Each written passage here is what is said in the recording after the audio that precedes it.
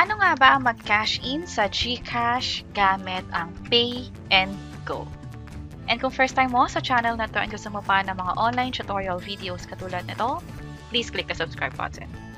Ito yung Pay and Go. Pwede na tayong mag-cash in dito.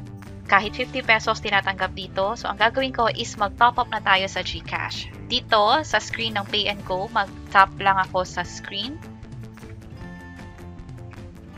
And piliin ko yung top up wallet. Aside nga pala sa GCash, pwede kang mag-top up sa iba pang wallet katulad ng Maya, ShopeePay at marami pang iba which is nakikita natin dito. This time, piliin ko yung GCash. And i-type ko lang dito or i-enter ko yung cellphone number ko na nakalink sa GCash account ko.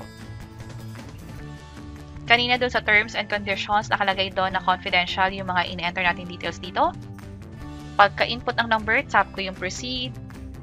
This time, yung amount naman na gusto kong i-cash in. 50 pesos yung gusto kong i-cash in. Tap ko yung proceed. And i-review ko lang kung tama pa rin yung phone number. Tama naman. Tap ko ulit yung proceed. Verifying your transaction na. So, i-confirm lang. This time, wala pang service charge. Kasi hindi pa umaabot ng 8,000 pesos yung kina-cash in ko. Later, pag-usapan pa natin yan in detail. For now, pay cash tayo. And insert cash na. Tandaan na hindi ito nagsusukli. So, kung magkano yung amount na kinash in natin or tinype natin, yun din yung i-insert natin dito sa insert cash na part. So, tinanggap na yung bill, 50 pesos. And hintayin lang natin. Ito na. Pwede ko na tong i-print yung receipt. Or pwede nyo rin hindi i-print yung resibo. Lalo kung nakita nyo na sa GCash nyo yung balancing na dagdag. Ito yung resibo. And ganun kadali mag-cash in. Ito rin yung na-receive kong text from GCash. BTI Payments yung nakalagay dito kung paano na-cash in yung pera. And para nga pala sa charges or yung tinatawag na fees sa pag-cash in sa GCash, merong 2% na fee or service fee dito sa pag-cash in.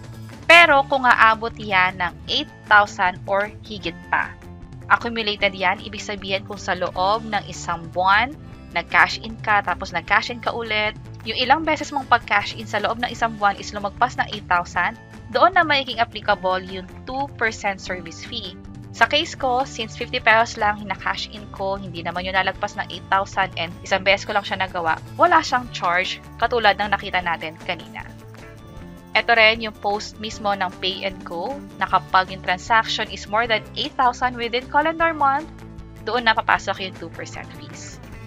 And that's it. Sana nakatulong tong video na to. Kung oo, pakiclick ang like button. And para sa iba't ibang mga tutorial videos pa, pwede nyo rin i-check itong mga videos sa baba. Sana makatulong and see you sa mga next videos. Bye-bye!